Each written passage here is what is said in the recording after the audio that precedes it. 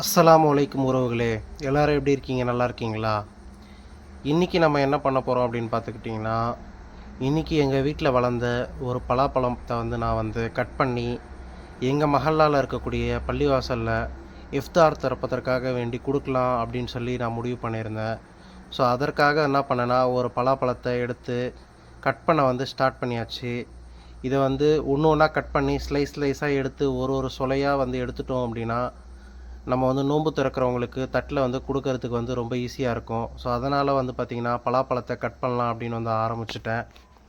So இதை cut பண்ணி சுளையாக எடுத்தாச்சு. இதை பார்த்தாலே தெரியும், ரொம்ப அழகாக இருக்குல்ல நண்பர்களே. இந்த வகை பலாப்பழம் பார்த்திங்கன்னா சுளைகள் ரொம்ப பெருசாக இருக்கும். சாப்பிட்றதுக்கு பார்த்திங்கன்னா ரொம்ப இனிப்பாகவே இருக்கும்.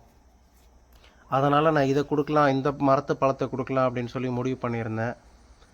ஸோ இதை கொடுத்த ஒன்று ஒன்றா அறுத்து எடுத்து தட்டில் போட ஆரம்பித்தாச்சு. ஸோ தட்டில் போட்டு அதை எடுத்துகிட்டு போய் கொடுக்கலாம் அப்படின்ட்டுருக்கேன் நண்பர்களே. ஆல்ரெடி நான் ஒரு கிவ்அவே கொடுக்கலாம் அப்படின்னு சொல்லி ஒரு வீடியோ போட்டிருந்தேன். ஸோ அதில் கமெண்ட் பண்ணுறவங்களுக்கு பார்த்தீங்கன்னா, அவங்க என்னோடய நியரஸ்ட் லொக்கேஷனில் இருந்தால் அவங்களுக்கே நான் வீட்டுக்கே போய் கொடுக்கலான் இருக்கேன். அப்படி இல்லைனா நீங்களே ஃப்ரீயாக இருந்தீங்கனாலும் எங்கள் வீட்டுக்கே வாங்கிட்டு போகலாம்.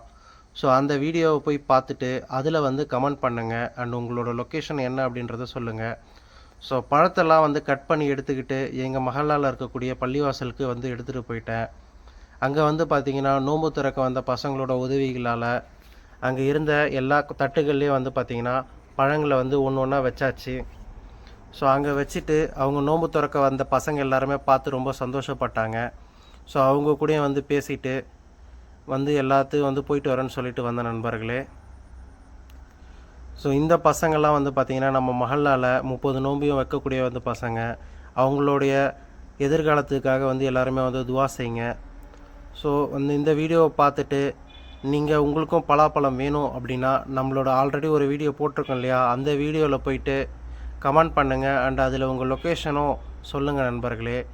நான் என்னோடய நியர்பையில் நீங்கள் இருந்தீங்க அப்படின்னா நான் கொண்டு தரேன்.